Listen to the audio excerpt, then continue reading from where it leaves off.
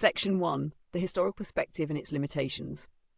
What we are pleased to call history is a faint and ambiguous mirror, a composite imago of that restless interplay between the human spirit and the inexorable powers that governed its infancy, and still govern its shadow to this day. The word historia, in its earliest Latin sense, signified not simply the record of outward doings, but the act of inquiry, the insatiable urge of Homo sapiens to recall origins, name causes, and by so doing gain a semblance of meaning out of the flow of appearance. But it is precisely this act of inquiry that finds itself, when pressed into the darkness of origins, up against the limits not only of empirical knowledge but of sense itself. For what is history, if not the memory of the human race as refracted through the categories appropriate to a given epoch? And what, conversely, does prehistory designate but that vast and uncertain hinterland where memory falters, evidence is fragmentary, and the most essential questions are left in abeyance? Modern scholarship proposes innumerable helps to pierce this uncertainty. It is the boast of archaeology, and rightly so, to recover not merely the skeleton or ruined monument inert in its docility, but the tremor of human purpose that gave birth to these enduring imprints, to trace, by a kind of inference both deductive and saturated with the intuition of the living soul, the hidden contours of vanished minds. Yet the wish, however pious in intent, brings its own dangers of distortion, for the archaeological object under consideration is at one and the same time a residue of dead matter and the relic of a psychic intention, a sign constitutive and by the chthonic, but animated, as the alchemists dimly intuited, by a latent spark not unlike the presence of the disembodied numinosum in the symbolical realms of dream. From pottery and flint, from ochre traces and the violently expressive markings of prehistoric artists, the archaeologist seeks, with increasing boldness, to reconstruct the entirety of an ethical and aesthetic life. But how mute and resistant these objects are, how clear in their lineaments, and at the same time how ambiguous their motives. Psychology is here strangely closer to the heart of the matter than conventional history. For in prehistory, as in dream, the overtly rational scaffolding of the ego is at best provisional, at worst absent and irrelevant. A shadow prevalence, a community of motifs, suggests regions of the psyche that outstrip the evidence of time and the constraints of local geography. It is no challenge to the psychologist, therefore, when he is compelled by his discipline to affirm the persistence of impersonal collective forms, the archetypes of the collective unconscious, that reappear in the artifacts of prehistoric men, the trance sequences of the primitives of today, and the processual tokens of psychic life in the modern individual. Whereas mainstream historiography finds itself obliged, for reasons of method, to discount as legend, speculation, or fantasy the accumulated testimony of the distant past, psychology is placed in the peculiar position of accepting, even privileging, what is mythic within the record, while holding the putatively factual with a disciplined skepticism. For history is never, as Hegel believed, a manifestation of absolute spirit evolving in time. It is not even, as Marx conceived it, the dialectical interplay of implacable material forces. Rather, history describes the never-ending polarity between consciousness and unconsciousness, between the deliberate act and the primordial compulsion, the conscious intent and the interjection of the archetypal. This friction, so to speak, between evolving awareness and primordial matrix is at the root of all symbolic behaviour. And the lamentable deficiency of the so-called major histories, and above all of those histories which purport to meditate on origins, lies in their inability to accommodate this twilight region of the psychic world, whose influence is never absent from the human scene. The archetypes are living psychic agencies, independent insofar as the ego is dependent. They appear in the dream, as in the art and literature of mankind, with alarming consistency and autonomy, and their manifestations, whether one brands them angels, demons, ancestors, or the Freudian nomenclature of wish-fulfilling complex id, shadow, are the true protagonists in the theatre of our psychic drama. If we are to describe prehistory and the prehistorical psyche that animated it, we must therefore resist the temptation to regard our own modern state, our entrenched habits of ego consciousness, rational discourse and empiricism as the final arbiter of reality or the natural habitat of the psyche. On the contrary, We must be prepared, insofar as a man of the present is able, to suspend our certainties and, by acts of imagination disciplined by insight into the structure of the psyche, attempt a kind of downward ascent, a reassimilation of that prehistorical shadow in the matrix of consciousness from which it has never, in fact, been absent. For whatever history may appear to us in the long view of the last 5,000 years, we stand on the precipice of a time many times longer than historical memory, in which man's outward acts and inner intentions are knowable only by inference or analogy. We are left with the residue, material, symbolical, and psychic, of a past that demands to be recollected not by conscious fiat, but by deference to the inner archetypal image which animates it. Here, unfortunately, history and psychology are often at cross purposes. For the ego, as it develops through history, inverts the multivalent and collective reality of the unconscious into a number of biases, blind spots, and infinitely repeated compulsions. The modern historian is at once the product and the executor of this distortion. His choice of material is dependent on, and determined by, criteria the ancient mind would scarcely have comprehended, let alone acknowledged as essential. The incongruity between the outward record and the inward truth therefore grows ever larger as we retreat into the shadows of the past. In the earliest periods which concern us in this inquiry, it grows problematic even to define what is continuous, what is event, what is pattern, what is anomaly. The existential fact of the Pleistocene or Neolithic settlement does not correspond to the existential fact of the personality of great Ramesses, or even to the institutional fact of the Babylonian Magi.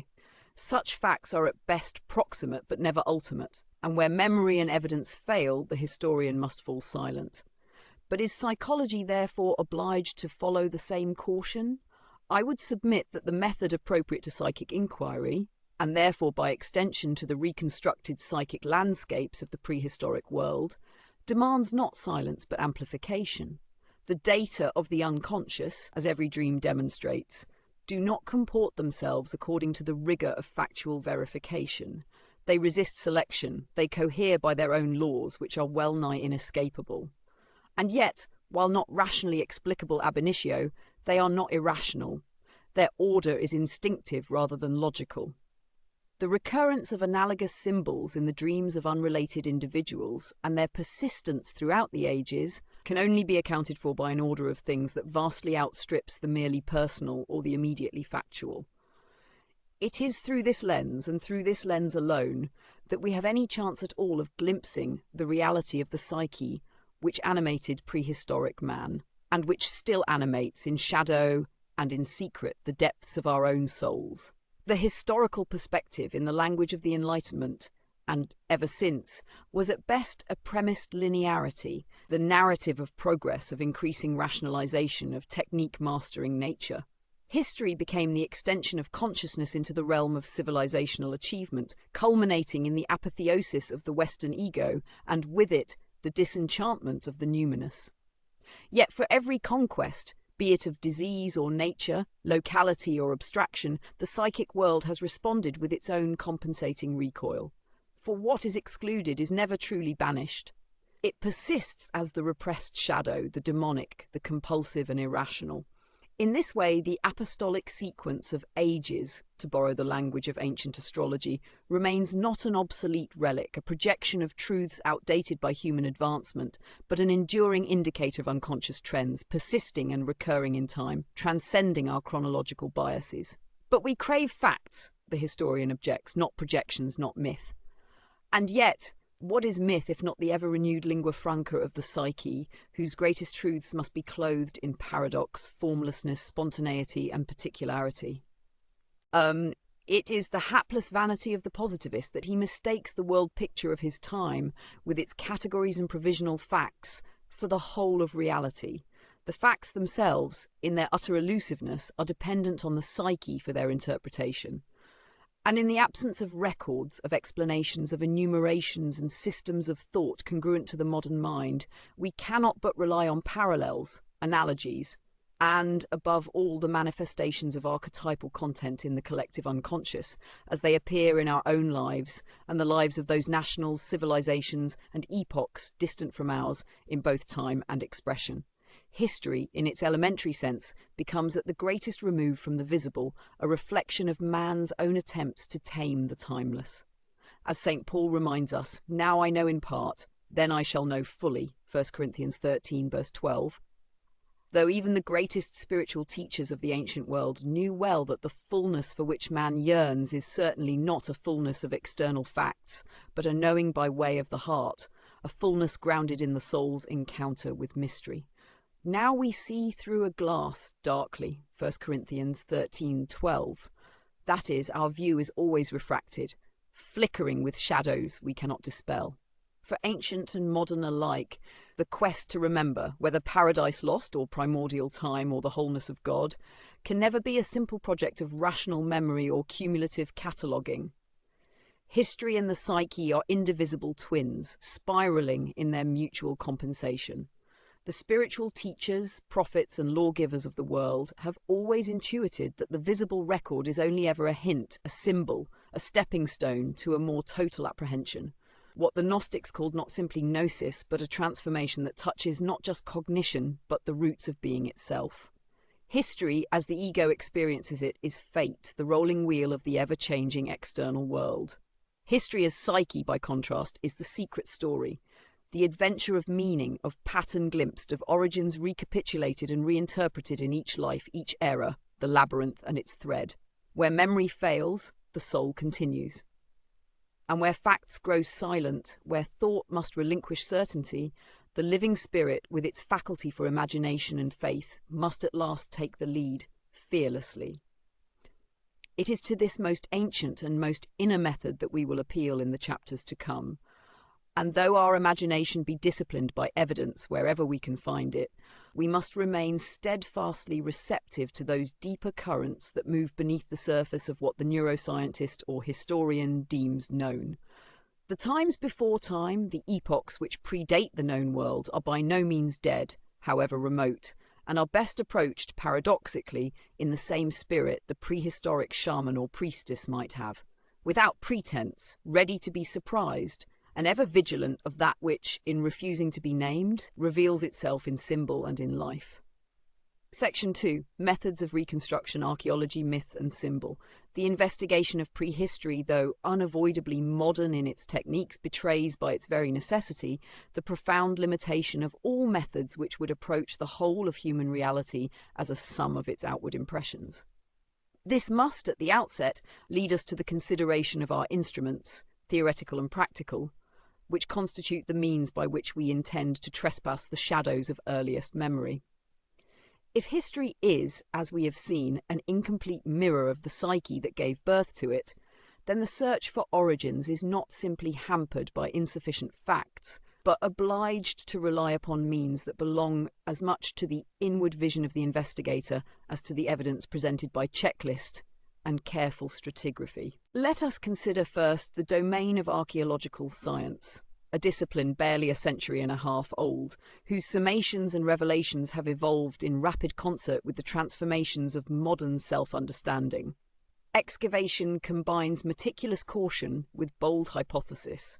Where continuity bewilderingly disappears, the archaeologist must reconstruct and oppose numerous theses for the sequence of events, technologies, and social structures, always with a wary eye upon the shifting sands of new discovery. Even the mightiest and most iconic civilizations, Mesopotamia, Egypt, the Indus, the high Andes, the Yangtze and Yellow Rivers, appear as little more than eruptions over an abyss, and are, in the grand scope of prehistory, mere inflections in the slow undulation of time. The record of civilization, in its fullness, is only a pebble on the shore of the Paleolithic, whose time spans defy not only chronology but even the capacity for imaginative dread. Yet the language of artifacts, stones, bones and ancient dwellings is not wholly mute. Archaeology, by the patience of its conventions and the cumulative reflecting of its intellectual cadres, has produced wonders out of dust. But what is perhaps less readily acknowledged is that the meaning of these wonders is, wherever we lack the support of a written and conscious tradition, utterly dependent upon the anthropological assumptions that attend all science in the course of its analysis of the other. For the archaeologist, the other is not a foreign nation, tribe or religion, but a world whose intellectual and moral architecture, whose institutions and motivations are largely hidden from our apprehension. We are, in the terminology of the schools, obliged to read backward from facts, but every act of reading is a species of interpretation, and thus never a simple repetition of the original. It is here, in this necessary but treacherous act of backward projection, that the methods of the archaeologist and the psychologist may prove mutually corrective. Complementary voices in a dialogue which would transcend the unhelpful boundary between science and interpretation. The psychologist, trained by the demands of the personal and collective unconscious, by a life's work amid dreams, delusions, visions, and the painstaking struggle of every individual toward meaning, knows the generative power of unconscious contents. He is acutely aware that facts, which the natural sciences take as their summum bonum, are, in themselves, wholly insufficient in the face of those archetypal powers which continually reorganize cognition and perception according to their own inborn laws. And so, whenever the remains of early societies fail to yield a clear picture of the unity of their intentions, the psychological method must step forward and offer, varying in subtlety, a reading based upon the inexhaustible continuity of the unconscious with its arsenal of pre-existent forms. We see the utility of such an approach most dramatically where the artifacts of distant ages display motifs that appear out of time, that is, forms and themes which persist in modern individuals in dreams and fantasies otherwise unexplained by environment or historical conditioning. We may take, for example, the motifs of the serpent, the spiral, the twin, the descent into the cave, the sacrifice and dance of the hunter, and the lunar cycle and circumpunct. In short, that seemingly infinite repetition of the macrocosmic in the microcosmic, which is the hallmark of numinous experience. In the world of the unconscious, there is no prejudice for or against the past, and what is ancient and forgotten in daylight becomes, in the darkness of sleep and the unreality of reverie, ever recurring and, in fact, ever present. It is a characteristic of unconscious material that it bears no marks of time, appears synchronous, and demands to be acknowledged by the ego as the truth of myth. The language and logic of myth, like the symbols of the dream, function in exactly this way, as that mediation between the inner and the outer, which the rational ego resists, but which the total organism requires for psychological health and the maintenance of meaning. In myth is preserved the archaic quality of the psyche which, though long repressed by the demand for outward adaptation, emerges all the more compellingly in the periods of crisis, revolution, disease, and despair. Conversely, the analysis of the symbols of the past, material, imaginary, or conceptual, is not and cannot ever be purely objective. The interpreter is always in the heart of the process, and it is only by the greatest of discipline that he may avoid simply reading his own prejudices into a material uniquely resistant to the suggestions of ego consciousness. It comes, then, as no surprise that the comparative method arises as a natural corrective to this partiality, an attempt to establish, by recourse to analogous examples, a degree of probability or likelihood which bypasses, if not entirely unmasks, the purely personal aspect of the interpretation. Anthropology, as modern science has discovered, is most creative when it is comparative, when the customs, tools, religious practices and iconographies of widely separate cultures are examined. It is the recurrence of identical or closely similar patterns that gives the truest clue to the working of the archetypal psyche. And in those occasions where the physical evidence is supported by living tradition, as in the cases of shamanic cultures or the preservation of iconographic motifs among the oral traditions of Aboriginal peoples, the parallelism between ancient and modern practice is so striking as to admit of no easy polite evasion. Thus, the methods of science and the depth psychology, seemingly divergent, are potentially mutually illuminating. Each is in danger, however, of going astray. The archaeologist by mistaking the residue for the whole, the psychologist by seeing in every object merely another aspect of psychic content, untethered from time and material circumstance. Yet both may draw upon the great current of myth, a current which is, in a deep sense, outside all time, even though each mythic image is given shape and location in a specific occasion. Myth, though masked in myriad variations and colours, is in truth the inherited history of the collective unconscious, and whatever science may declare about myth as accidental, local or archaic, it remains the oldest and in many respects the purest testimony to the presence of the archetypes in psyche and culture alike. We must here remind ourselves that myth is by no means an artificial construction, nor an invention of the poetic mind, nor a deliberate falsehood, as the Enlightenment and post-Enlightenment critics have often contended. On the contrary, myth arises as the spontaneous and reasonable interpretation of experiences which cannot otherwise be integrated into the field of conscious life. It is the daughter of necessity, not of freedom. Its repeated themes and motifs, its ordering of chaos by structure and poetic logic, are not, as modern reductionism would have it, simply random agglomerations of experiential debris, nor pleasing literary stylizations of emotional patterns. Those who still labour under such misapprehensions can do no better than to consult the rich and ever-present wealth of primitive, archaic and modern mythic imagos, as they present themselves in the spontaneous symbolic productions of the unconscious, the dream, the artistic vision, the collective fantasy and mass movement. The comparative study of myth, though it risks the worst excesses of the scholar's pretense, remains the only methodology by which new light may enter these shadowed realms. For the archetypal journeyman, this is not a law but a necessity, and it is precisely in the act of unifying, by comparative parallel, the material of archaeology and the evidence of the unconscious, that we see, perhaps for the first time, the outline and substance of a previously hidden wholeness. Here, spontaneously and inevitably, the method of amplification, always the indispensable method of depth psychology, comes into its own. Amplification, in the technical language of analysis, is the process by which apparently disparate images, materials or impressions are brought into dialogue with parallel motifs in the historical, literary, mythic or scientific record.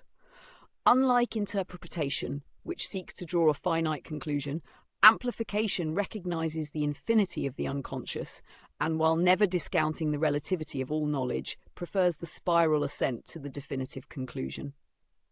As experience demonstrates, a single image may amplify into countless possible meanings, each of which is included in the sum total of the archetype, but in no way exhausts its content. When a modern individual dreams, let us say, of a serpent and a golden bowl, the analyst may find parallels in Egyptian, Eleusinian, Celtic, Buddhist and African traditions. But it is not the sum of all amplifications that gives the meaning, but their resonance and interplay in the living core of the psyche, and above all, that uniquely individuated context which is the present necessity of the dreamer. Let us therefore return to our method. The greatest assurance of correct amplification is the recurrence in the living psyche of motifs which, though they may be conceived as foreign or unfamiliar, are nevertheless experienced with a feeling of deep familiarity and emotional conviction, as if they had been known all along and merely forgotten by the attention of conscious life. This anamnesis, or intuitive remembering, is not simply a philosophical metaphor. It is the activation of that stratum of the unconscious, in which the timeless deposits of human experience have lain unrecognised, awaiting revival and assimilation into meaning. Such moments of recognition are recorded throughout the world's literature and spiritual traditions. There is nothing modern about this process, save perhaps the increased difficulty experienced by contemporary consciousness in trusting it. It may seem at this juncture that we have drifted dangerously close to the speculative, even to the mystical, far from the empirical rigour demanded by concrete science. But I can only reiterate that what we encounter in the shadowed depths of the psyche is not the property of the individual alone. The facts of the unconscious, for all their resistance to measurement by external criteria, possess their own unyielding reality. They are subject to laws, however paradoxical, that repeat themselves in countless demonstrations, dreams, visions, symbols in art and ritual, that no conventional history or psychology can adequately comprehend if it refuses to open itself to them. Method, in the end, must serve meaning or betray it. Thus, as we turn to the study of the prehistoric ages, I would propose that our best hope is not in any one discipline, be it archaeology, anthropology, psychology or history. taken in splendid isolation from the rest. The truly synthetic method, the method that has served the sciences so marvellously in the last half-millennium, now faces its supreme test in the effort to bind together the fragmented facts, living symbols, and recurring motifs that testify to the great reality which is the shaping, organising principle of the psyche. In the next chapters, where comparative study yields clues to the formation and content of the most ancient images, it is this method, the method of living amplification, grounded equally in the factual and the imaginal, that promises to bear fruit. Our task, as it was for the shamans and priests of remote antiquity, is to read the traces, not only in the outward record, but in the cunning and inexhaustible language of the soul. And if we remain attentive, patient, unafraid of paradox or silence, we may perhaps discern the outline of the same mystery that gave meaning to their world, even as it does secretly to ours. A mystery never exhausted, changing in form, but constant in essence. The reality of the psyche, the truest and oldest language of history. Section 3. The collective unconscious as a historical reality. No task of reconstruction, be it of vanished civilizations or forgotten inner truths, can succeed unless the investigator submits his approach to the most searching scrutiny. And nowhere is such scrutiny more necessary than in the field where the unconscious, in all its vastness and unpredictability, is both the subject and the lawgiver. It is therefore incumbent upon me, in examining the methods by which we apprehend the psychic realities of prehistory, to speak frankly and without concealment about the concept that has occasioned the gravest misunderstandings and no small amount of controversy in the cloudy borderland between psychology, the natural sciences, and metaphysics. I mean, of course, the reality of the collective unconscious and its archetypes. It is an unfortunate peculiarity of the modern mind, more than eager for certainty, yet unwilling to endure the subtlety demanded by inward experience, that the distinction between individual and transpersonal psychic contents appears at first to be a relic of the prescientific age, or perhaps even a regrettable concession to that same irrationality which has, so the story is often told, been banished by the relentless progress of rational intellect. Yet the confusion of reality with what is merely demonstrable is itself a symptom of psychological poverty. The psyche, to the extent that it is recognized at all as a real phenomenon, is too quickly consigned to the category of the personal, circumscribed, or of the idiosyncratic. Good for fiction or art, perhaps, or for the correction of mental disturbances, but of little consequence for the deeper problems of human life, society, and the historical process as a whole. The psychologist who has, by years of rigorous analysis, learned to trust the inner process does not fall prey to this misconception. For him, the distinction between the personal psyche, which is the seat and habitat of the ego complex, the repository of conscious memory, learning, and personal experience, and the transpersonal psyche is as sharp as that between the biological organism and its species nature. The individual, though possessed of a unique character, soul, temperament, and fate, is at bottom the stage upon which much older impersonal and transhistorical actors appear, figures who, though they play through him and in him, and by virtue of his situation in time and space, emerge from a reality utterly independent of his personal volition and context. This was not always a new idea. The greatest of ancient religions knew that the self is a crossing, a node in the net of being, and that whatever claims to be my own arises in part from an impersonal or collective matrix. In the language of Christianity and Gnosticism, the redeemed soul stands before God as an individual, but the image of the Christ, or the aeon, constitutes a higher eternal structure of which the ego is a mere reflection or palimpsest. In Buddhism and other Indian philosophies, the realization of selfhood is predicated upon an annihilation of the mistaken notion of separateness, the so-called Atman, as against the vaster and ultimately impersonal background of true being. But in the modern age, this distinction has largely disappeared from conscious reference, except as a fossilized memory whose original content has been obscured. It is therefore up to the psychologist to show, by appeal to the living evidence of the unconscious, that the old wisdom, so easily derided by the materialist, contains more truth than he suspects.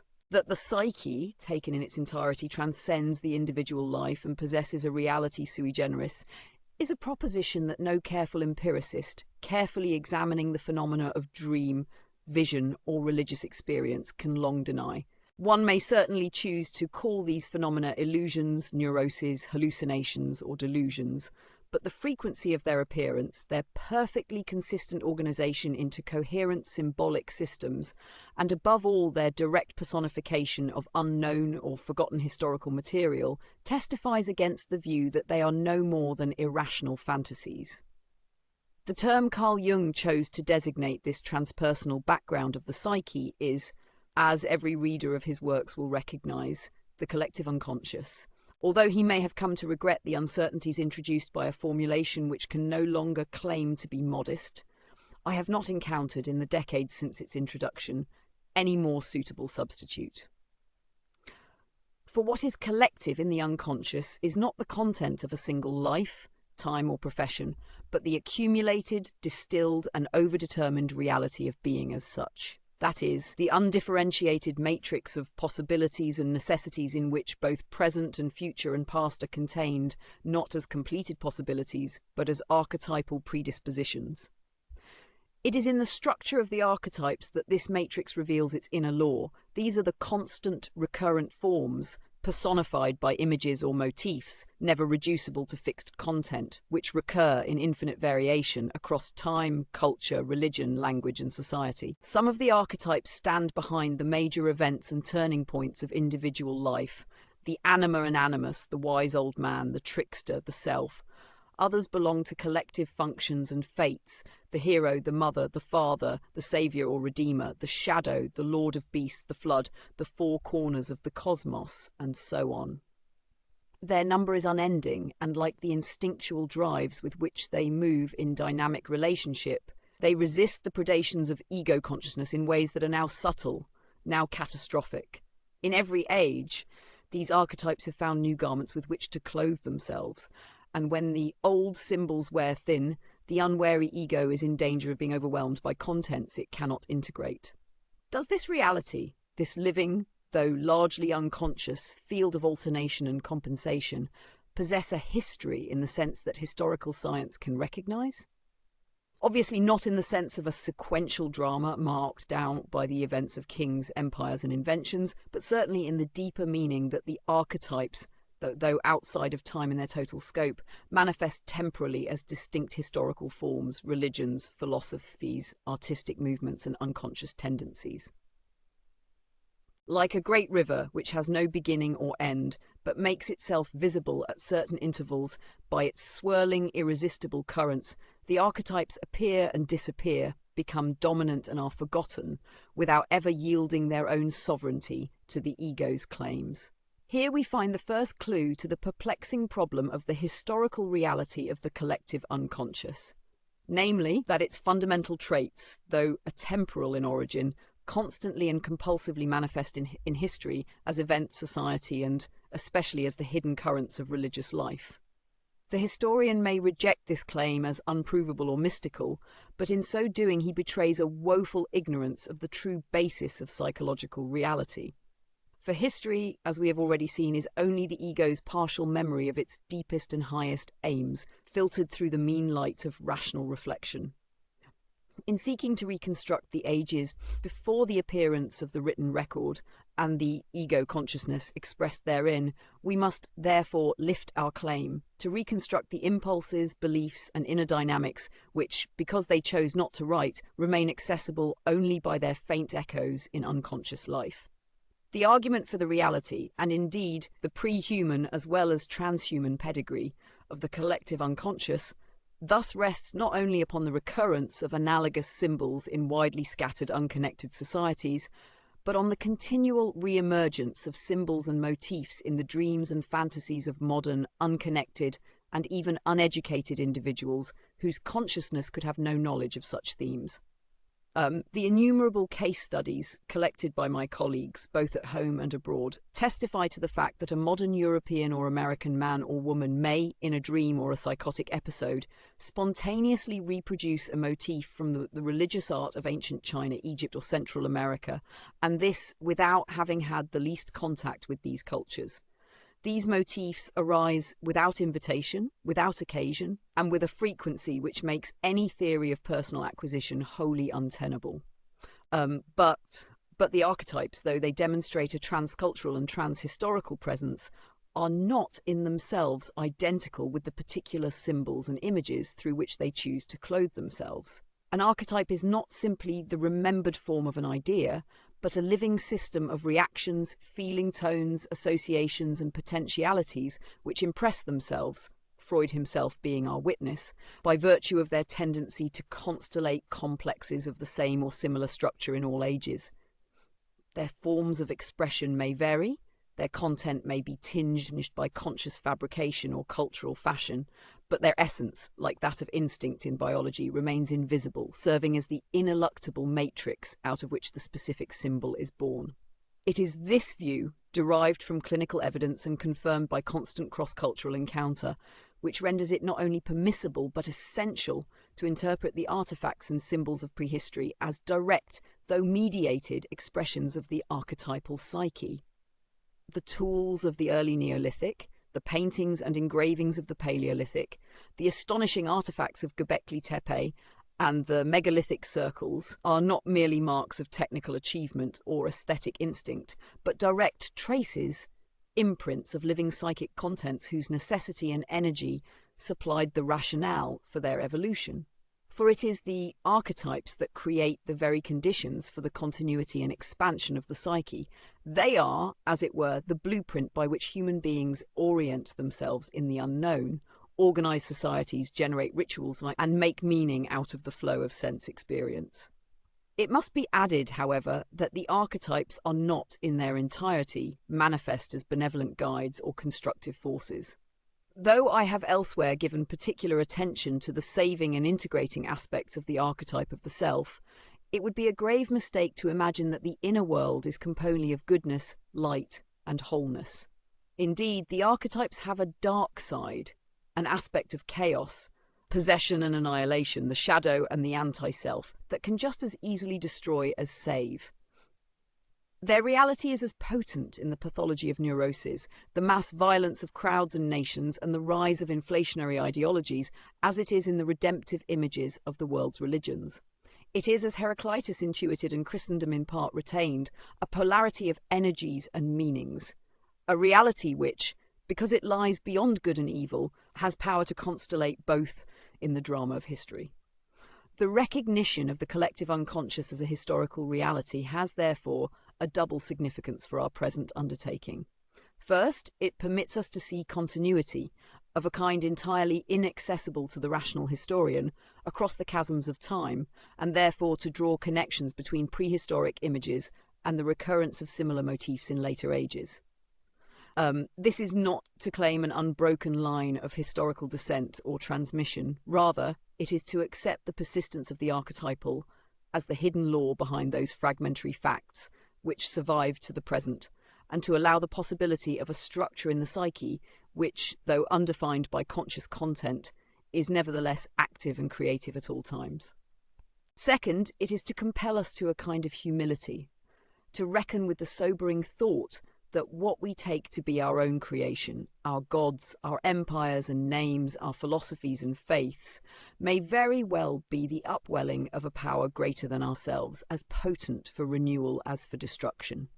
In this context, I cannot omit a reference to the much maligned sphere of religious life. For modern people, especially in the West, the word religion has come to connote nothing but superstition, intellectual servility, or childish refusal to accept the uncertainties of man's situation in the world. But our rational rigidity, though often mistaken for progress, is itself a symptom of a larger archetypal crisis, a crisis that returns in cyclical regularity to all civilizations that believe for a time that they can dispense with the psychic background from which their power arises. The religious impulse is, in the first and truest sense, the psyche's spontaneous effort to come to terms with the archetypes, to relate outward life with inner necessity, to call the gods by name and to build the temenos, that is, the sacred space, by which the destructive aspects can be contained and the creative become the basis of order. For the peoples of prehistory, it was the collective unconscious, experienced directly, without the mediating support of inherited tradition or written law, that governed the forms and rituals by which the world was articulated, season by season, birth by birth, generation by generation. Every act, be it the shaping of a tool, the rearing of children, the burial of the dead, the hunting of the animal, or the painting of the cave, was the enacting of an archetypal drama, a repetition and participation in the eternal realities that both preceded and would survive the individual participants. To participate in their world, the modern inquirer must not only reconstruct techniques and artifacts, he must consciously admit that the psychic reality behind these acts is alive and operative still, in the depths and sometimes at the disastrous surface of the modern soul. The events of the past century, wars, revolutions, madnesses of reason and unreason, have repeatedly demonstrated that the psyche, when ignored, has the power to overwhelm even the most rationally constructed of societies. Just as the individual who refuses to integrate the unconscious is in danger of falling victim to psychic inflation, possession, and ultimately madness, so too the civilization that disregards the living warnings of the psyche, and especially the archetypes, will sooner or later reap the consequences in chaos, collapse, or even collective self-annihilation. Let the reader take no comfort from the apparent security of the moment. What remains hidden in the unconscious will, as we have said, inevitably return as fate. And when it does, it will be armed with all the energy that should rightly have been conferred by conscious integration. The acknowledgement of the archetypes and of the collective unconscious is no mere philosophical flourish, but is the indispensable premise for a renewal of contact between the human race and the broader currents of meaning in which it is unconsciously immersed. To ignore this reality is to endanger not only the future, but the fragmentary security of the present. In conclusion, let me say, the immensity of the collective unconscious is both a challenge and a hope. The archetypes, because they are inborn, constitute our greatest inheritance, but they are also our gravest danger if left unrepresented, uncontained, or neglected by conscious life. In the prehistorical ages, we will examine, their presence was felt directly in awe, terror, perhaps even in madness. Today, we prefer to imagine that we have tamed them. But as all who listen to dreams know, what is banished by day returns each night in the silent theatre of the soul. It is there, in that timeless world, eternal and ever-changing, that history is written before it becomes outward event, and it is there that the future takes shape before it ever meets the resistant surface of lived life. The work ahead is therefore not a relic hunt amid the dry bones of antiquity. It is instead the recollection of what has been forgotten, the recognition that the powers animating the earliest epochs of human existence are neither spent nor obsolescent, but as living and as potent as when, untouched by external civilization, they spoke in the darkness of the woods, the cave, the temple, and the sufferings of the heart. To those who would know the meaning of history and their own share within it, this is both a warning and an invitation, a summons, as it were, to become again what we have always been, and may one day, if fate and consciousness permit, become once more. Section 4.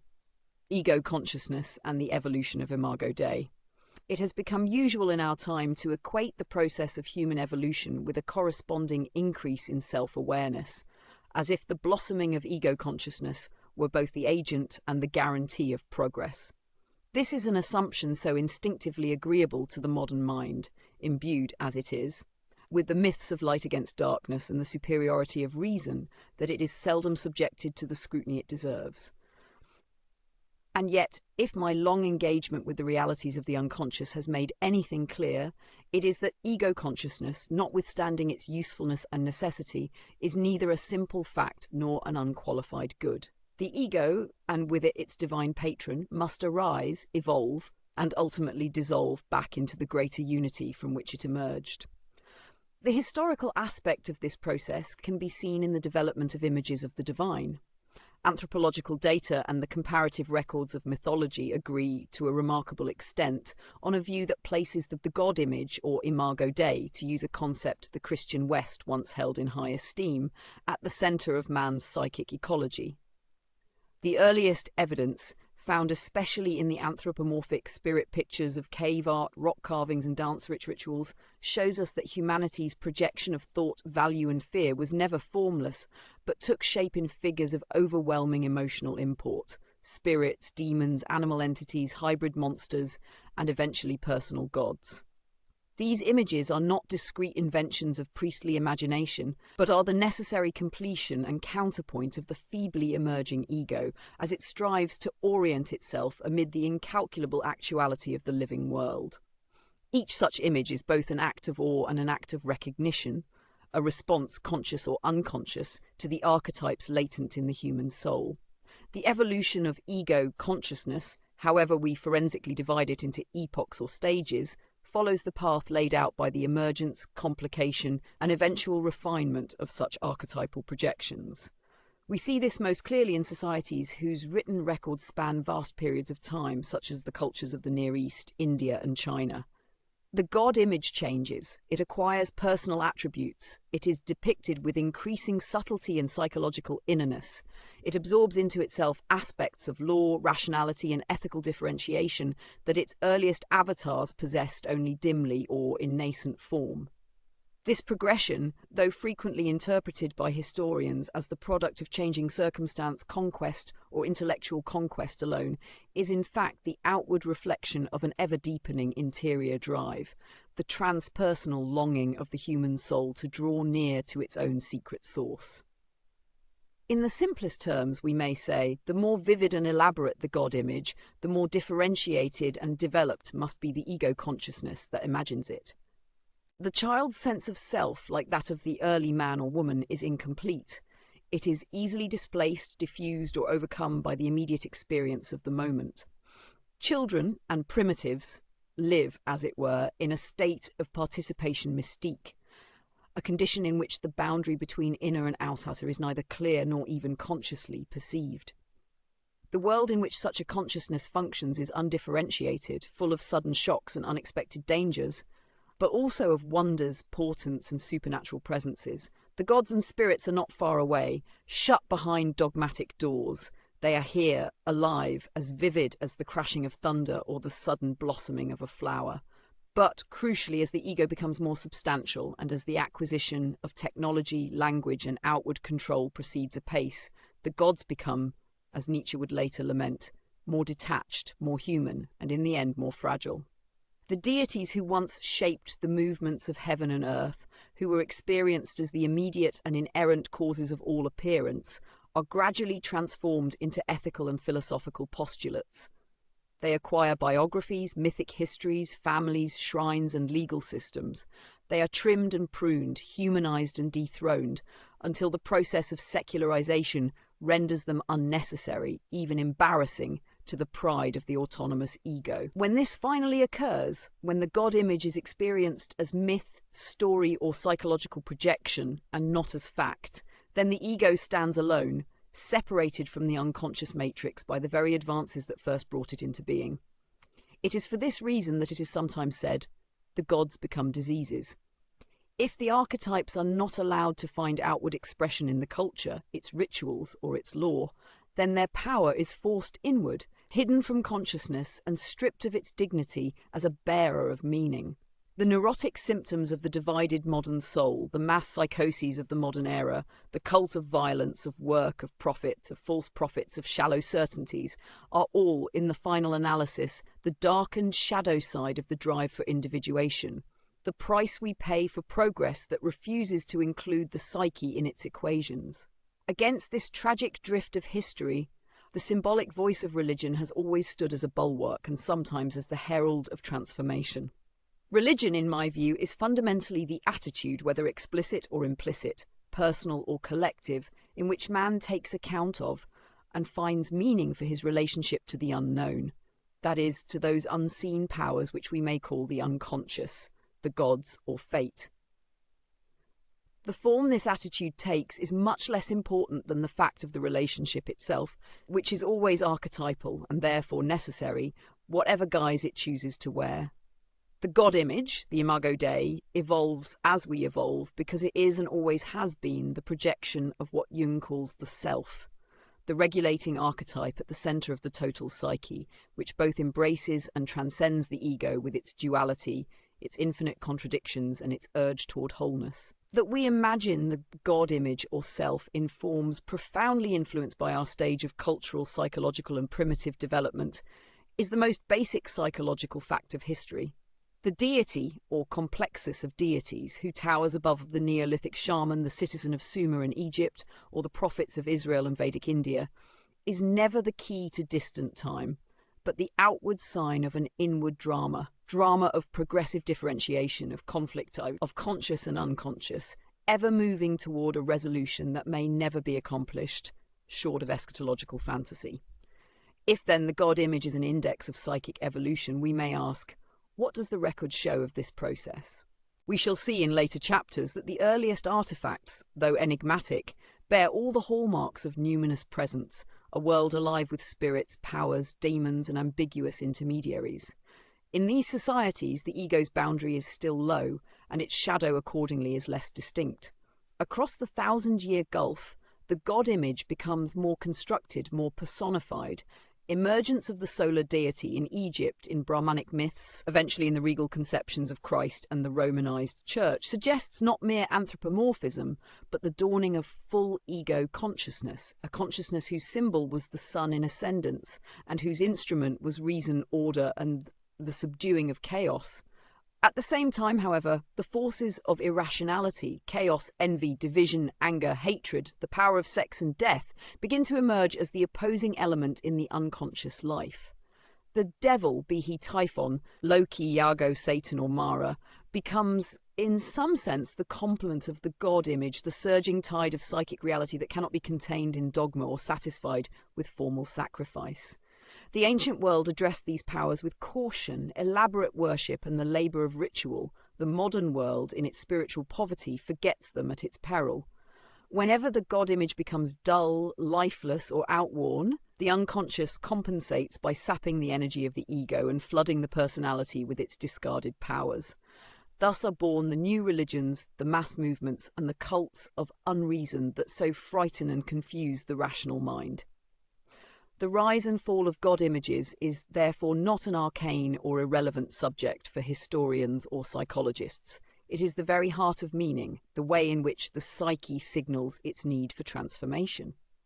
From the earliest pictorial traces through the mythic cosmogonies of Mesopotamia and Egypt to the heights of Brahmanical abstraction and the paraclete of Johannine Christianity, the symbol of the Godhead and its relationship to the ego or individual soul marks the inflection point of every major world historical upheaval.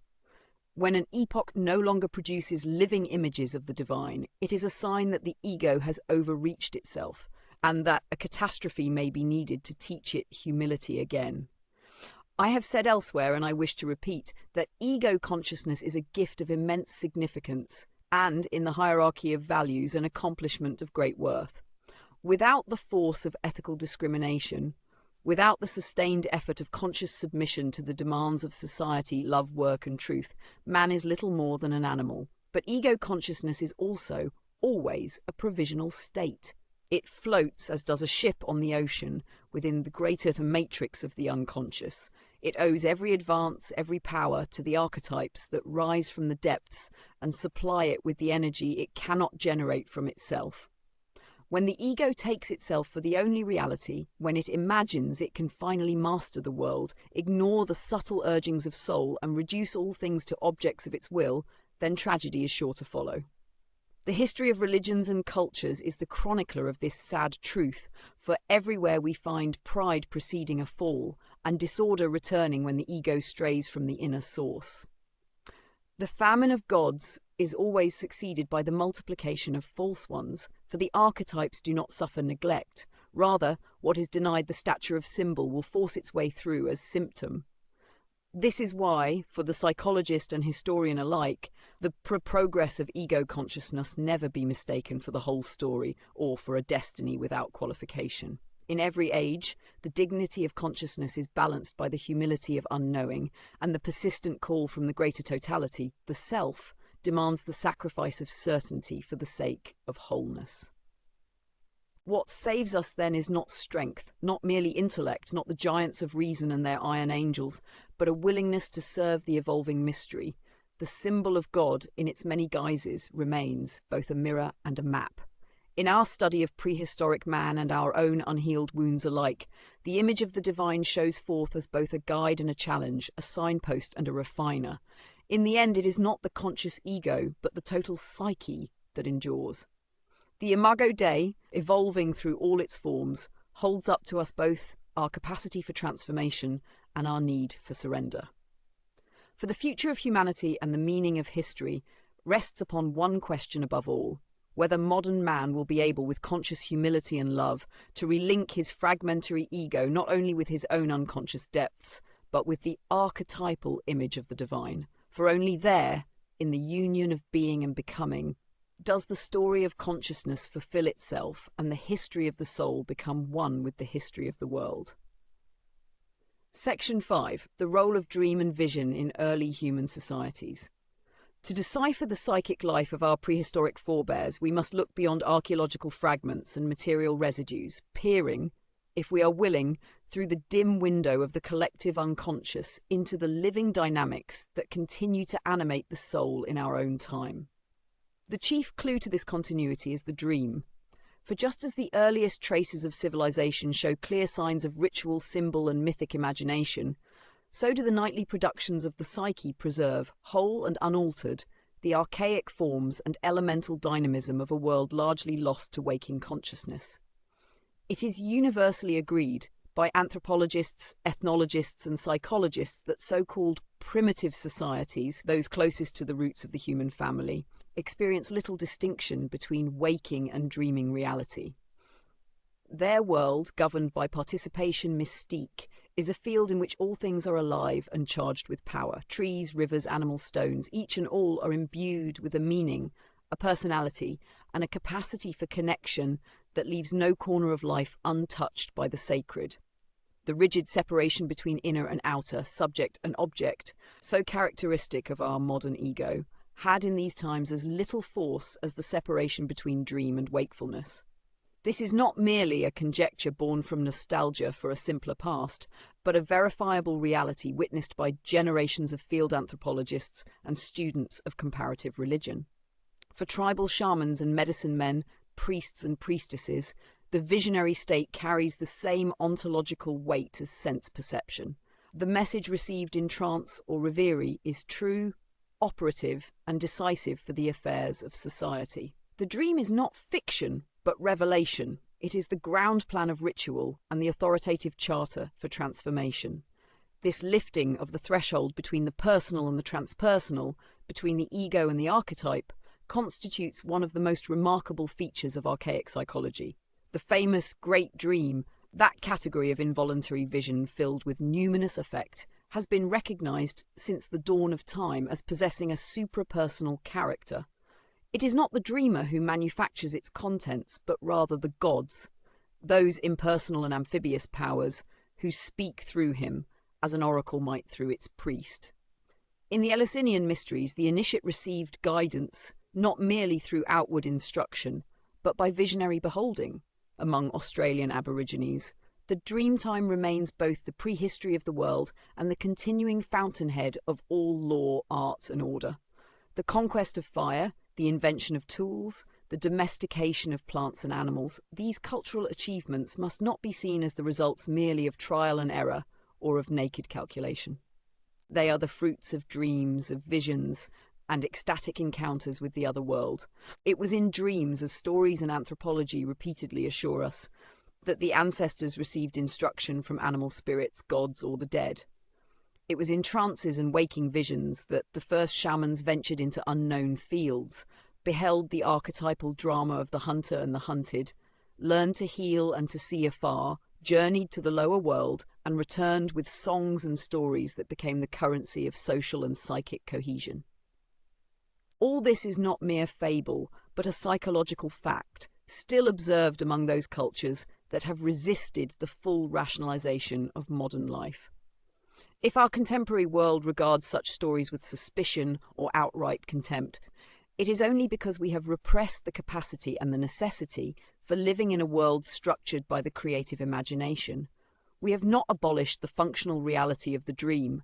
We have merely pushed it aside, into the compartment labelled private, or even beneath consciousness altogether, where its neglected energies fester and ferment, returning in the guise of neurosis, psychic inflation, or collective delusion. Dreams, in this respect, represent the language of the archetype. They are a dialogue, not only with our personal histories, but with the history of the species, and, more deeply still, with the timeless reservoir of form and pattern by which the self sustains and organises the psyche.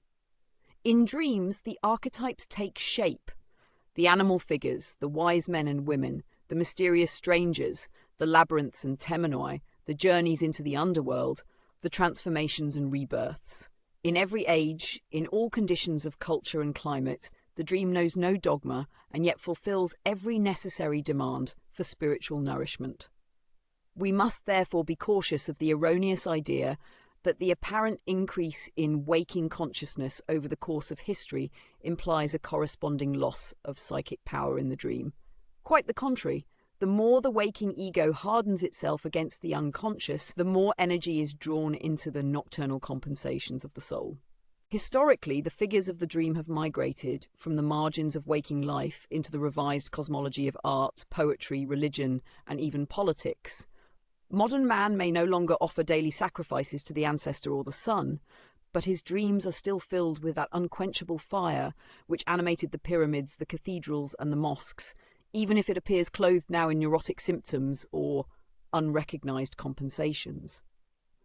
For the psychologist, the study of dreams, especially those of uneducated or culturally unconditioned individuals, offers a direct glimpse into the collective psyche of prehistoric humanity. Here, without the overlay of complex culture or rational censorship, the fundamental motifs emerge in all their power and variety. Dreams of flying and falling, of journeying across water or amid blazing fire, of birth and death, of animals speaking or acting with human cunning, of cyclical battles fought and refought in the inner theatre, where nothing is ever quite resolved, but everything is continually being transformed. The individual may not understand such dreams, but they are understood by the soul, and it is this knowledge over thousands of years that has woven the living tapestry of myth. If, then, we wish to reconstruct the psychic world of early humankind, we must grant parity of wisdom not only to their artifacts, but to their dreams. Here is the province in which the psyche of the present may converse directly with the psyche of the past, in the repetition of symbolic motifs, in the recurrence of images that both bind and transcend the particulars of history, in the insistence that meaning lies not in the content alone, but in the experience of being moved, changed, called into question. The dream is not a shadow of the day, but a laboratory of the soul. It is the vessel in which transformation is approached, not straightaway, not always successfully, and not without cost, but with that signature humility that has always characterized genuine instinct and genuine art. It is a particular curiosity that certain motifs, the archetypes proper, are found, with no plausible explanation, recurring in dreams among widely separated populations. The serpent, the tree, the axis mundi, the monstrous mother or father, the motifs of the hero's journey, the alchemical themes of dissolution, division, and conjunctio. The reading of dreams is therefore not merely an interest of the private soul, but has a public significance. It enacts, over and over again, the operations of history and the cosmic play of the archetypes. In this, dreams continue what myth began, and even when a civilization has grown empty of its own living symbols, dreams rise up to remind us that the psychic stream does not end at the boundaries of conscious culture. As the old Latin rhyme has it, quod superius sicut inferius, et quod inferius sicut superius. What is above is like what is below, and what is below is like what is above. Nor should we forget that the visionary state, so feared and despised by the anxious secular consciousness, remains both the genealogical and contemporary source of every genuine transformation. The prophet Isaiah, the Buddha beneath his Bodhi tree, the Kumean Sibyl, the Apostle Paul, the Tumsak of the Inuit, and the peyote visionaries of the American Southwest all inhabit a world in which dream and waking are but different gates of the same enclosure. The visionary experience and the great dream are therefore more closely related than our modern categories would admit. Both are valuable not just as testimonies of individual suffering or exuberance, but as manifestations of the desirable and even necessary balance between waking ego consciousness and the patient, timeless labour of the unconscious. One might add, with respect to the dawn of true consciousness, that the great civilizational shifts, the axial ages, to use Jasper's useful phrase, have often been prepared and launched by the appearance of individuals capable of encompassing both disciplined wakefulness and the depths of vision. Moses before the burning bush, the Buddha in meditation, the Taoist and Taoist revelation, the coming of Christ, and even the historic convergence of science and psychology in modernity may ultimately be traced to an achievement of optimal tension between the needs of the ego, order, reason, narrative, morality, and the demands of the self, which are always for wholeness through paradox, transcendence, and the embrace of worlds thought to be in contradiction. All that I have said in this section I say not as an antiquarian or escapist, but as a psychologist whose fidelity is to the facts of the psyche. Let modern man, with his commitment to reason, industry, and control, heed the lesson to which every dream points, that the soul's recognition of itself is still, and will ever be, the decisive battlefield of fate. What has been forgotten in the waking world, but not lost, is found again each night in the dream, and it is by the courage to face one's own darkness, to receive every vision with humility, and to interpret with patience, that the legacy of the Stone Age becomes the matrix of rebirth for every age. The dreams of our ancestors remain alive in us, not as outworn vestiges, but as fountains of meaning pulsing through the vectors of myth and symbol. When we awaken to this continuity, we stand not above the world that shaped us, but in organic relation with it, capable of shepherding the ancient mysteries through the passage of time and of giving form to that which seeks to be born anew. The history of civilization is ultimately the history of dreams made manifest. Each temple raised on an inner vision, each law and custom drawn forth from the shadowed imaginations of men who dared to attend the night. To recover the dreaming mind of prehistory is not regression, but integration, a retrieval of those original eyes which could see through the veil of ordinary days to the shimmering world beyond. It is through these same eyes, hidden in our own deepest sleep, that the future first appears, demanding of us a response as true as that of the first fireside singers, an honest affirmation that the soul is unending, and its gifts are granted to those with the faith to dream. Section 6. Archetypes in the modern psyche, the persistence of the prehistoric. Were we to believe the future belonged wholly to the rational and the scientific, we would surely be obliged to relegate dreams and primordial symbols to the dustbin of forgotten prehistory. And yet, as I have endeavoured to show, the psyche demonstrates again and again that it retains within itself not only the residues but the ongoing generative energy of the archetypes, those ancient autonomous forms which shape both the horizon of its possibilities and the patterns of its present life. It is a curious but by no means accidental feature of the modern psyche that it feels both the allure and the anxiety of this ancient past. What began as a quest for mastery over the external world, accomplished by reason, science, and economies of scale, has gradually turned inward and with increasing uncertainty toward the psychic world itself. Like an explorer venturing beyond the compass of the known, the modern mind now stands astonished and even appalled before the very same matrix from which it first emerged. The age of secular reason, far from abolishing the archetypal, has merely changed the mode of contact. What could once be received and mediated by the collective forms of religion and ritual must now be discovered, often with great effort and suffering, in the private experience and the solitary dream. The archetypes do not cease their activity merely because conscious society wishes to exorcise them. Indeed, the history of the last few centuries testifies with great clarity to their continued operation, not only in the symptoms of psychic disorder, but also in art, politics, and above all in the collective anxieties and enthusiasms that shape the times. Modern man, feeling himself liberated from the superstitions of the past, imagines himself the creator of his own destiny.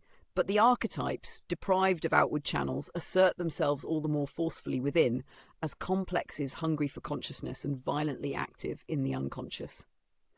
Let us take, for example, the archetype of the shadow.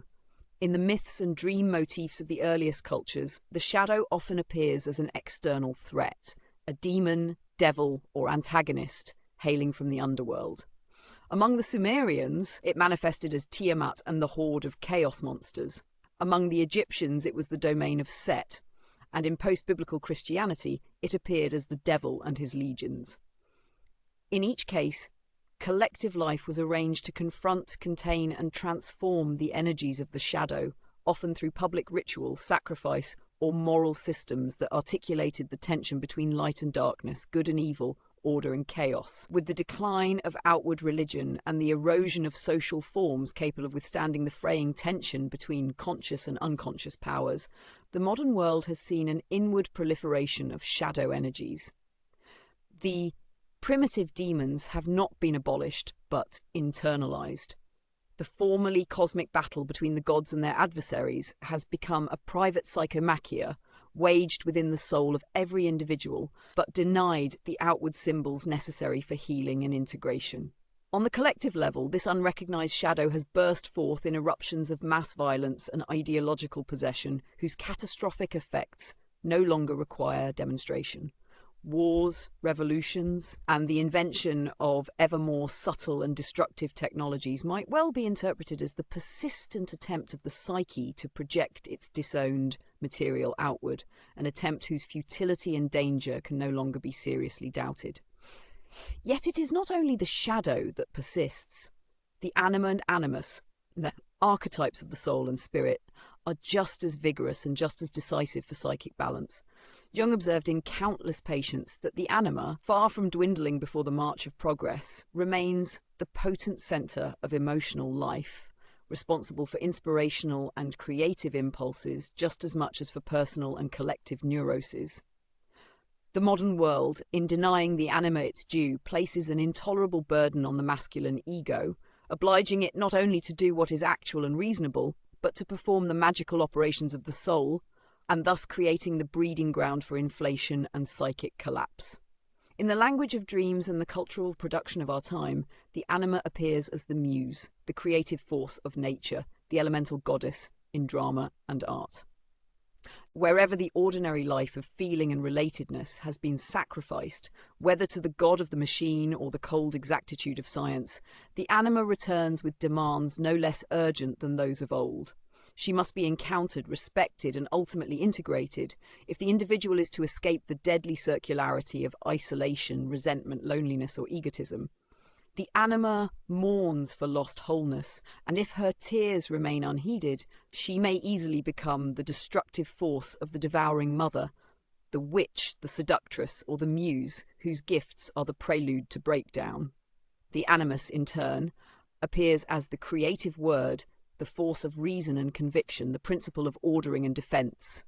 Where the modern mind has neglected the inner voice of wisdom, the animus often erupts in compulsive thinking, polemical argument, and circular chatter, in the negative senex, rather than the inner sage. The recent rise of mass communications, polemical discourse, and opinionated rigidities, now manifesting globally, must surely be understood as a collective inflation of the animus, whose archetypal demands for meaning and direction have been delegated to unreliable human stand-ins in the political, media, or intellectual sphere.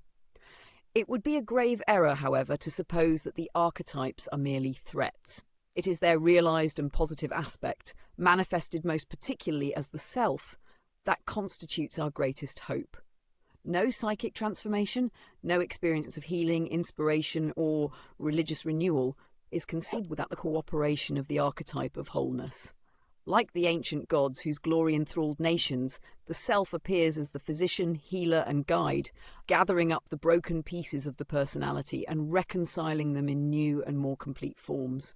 When this energy is blocked by society, neglect, or repression, it is inevitable that it will turn toward disorder. But when it is welcomed, acknowledged, and cultivated, the result is a quickening of life, a flowering of potential, a rebirth that bears fruit for generations to come. The subtlety of the self and the limitless variations in which it manifests are best exemplified in the record of dreams. Modern analysts have observed in thousands of cases that wholeness, meaning, and integration are not aims imposed from above by the conscious ego, but a necessity generated from the depths of the unconscious.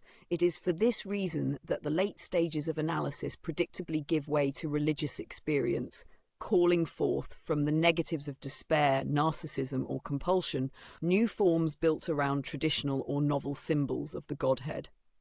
The alchemical motif of conjunctio, the appearance of Christ, Buddha, or Sophia, in dreams that seem otherwise private and idiosyncratic, the transformation of neurotic suffering into creative output, these are not chance occurrences nor artifacts of suggestion, but the spontaneous work of psyche seeking its own completion. Indeed, the fact that the archetypes persist, unchanged in core and infinitely changing in detail, should give us pause. It suggests that mankind cannot be understood in either modern or ancient times, apart from the totality of psychic and symbolic forms that shape both collective destiny. There is no epoch, no civilization, no culture, wholly free from the compulsion to ground itself in the archetypal. All forms of social structure, law, language, and art can ultimately be traced back to this source. The modern world, in its naive confidence, has attempted to separate science from myth, technology from the gods, the pursuit of profit from the ancient task of re-enchanting the world. It has discovered too late that the result is not emancipation but enervation, not the triumph of life but the triumph of the shadow. The first commandment of the psyche remains unchanged. Thou shalt have no other gods before me. The archetypes will be served either openly or in secret with the dignity of reason and imagination or the pain of neurosis and disorder. To know them, to live with them, to respond to their continual promptings, is to accept the necessity of our own double nature, the finitude of ego and the infinity of self, the specific inheritance of culture and the plenitude of the archetypal field. It is sometimes objected that mankind can, by collective fiat, evolve new symbols adequate to its needs. This notion, while charming in its optimism, is directly at odds with both the experience of history and the insights of psychology. Symbols, as living manifestations of the archetypes, cannot be manufactured by conscious choice or clever invention. They arrive spontaneously, apparently out of nowhere, in the churning confusion of collective crisis or the silent transformation of individual lives. They appear, like the lightning from the east or the words spoken in due season, as evidence that the unconscious desires to be known, understood and received. What is not yet known will become manifest. What is denied will break through, often at great cost. The story of mankind is, in this sense, the history of archetypal evolution, not a linear progression from superstition to enlightenment, but a spiral of creative engagement, with each generation summoned anew to the leading edge of the unknown. At this edge, the most ancient patterns and the most modern discoveries come together in an act of creative tension, from which something new, an epoch, a religion, a symbol, a scientific paradigm may be born. The future in this respect is not a wilderness totally without compass. It is a region seeded with the artifacts of dreams and myth, motifs already known to our inmost selves. We are always returning to the oldest fires, even as we press beyond their light. For this reason, the modern psyche's engagement with its archetypal inheritance is not simply a return, not recursion alone. It is rather the act of individuation played out at the scale of the species, the task of assimilating that which is most ancient, most universal, and most other, and thereby forging a conscious relation to the self. Integration of these powers does not mean subduing them, still less their banishment. Rather, it is a coming to terms, a recognition that wholeness is not gained by the addition of yet more facts or ideas, but by a reverent receptivity to the deepest currents within us. Only in this way can new symbols become possible, symbols adequate to the creative chaos of the present, grounded in the full inheritance of the past. The wise man or woman, attentive to dreams and the language of myth, becomes a carrier of possibilities for the community, capable of guiding the collective personality along its perilous but inevitable journey toward new forms and new meanings. It is through such individuals, conscious of history yet alive to the ever-present depths, that the human future is spun. As surely as the ancient craftsman, in whispered consultation with dreams and gods, spun the first wheel, or drew the oldest sign in ochre on a stone. The persistence of the prehistoric within the modern psyche is therefore not a deadweight or an embarrassingly unprogressive burden. It is an invitation and a demand, the summons to enter into the living stream we have never, in our deepest essence, truly left. That we dream with the same symbols, wrestle unconsciously with the same patterns as our distant ancestors, does not in any way diminish us. On the contrary, it places us in the widest possible relation, to time, to each other, and to the cosmos. Thus, the ardour of history, the tumult of our days, the struggle of each individual life is given purpose, not merely in pursuit of the new, but in willing service to that mystery in which all epochs and all persons are joined. Let us, then, not imagine ourselves as alone or abandoned in history. The archetypes that shaped the first human consciousness await us still, rising in dream, incarnating in necessity, ready, if we are willing, to take up again the tale of wholeness begun so long ago. The voice that calls to us from within is the same voice that shaped the stone and the star, that inspired the earliest stories and carries into the future a symbol of meaning not of our own making, yet more intimately ours than any we might invent. To awaken to that voice is the final step out of prehistory. It is the first step always new into the age of the self.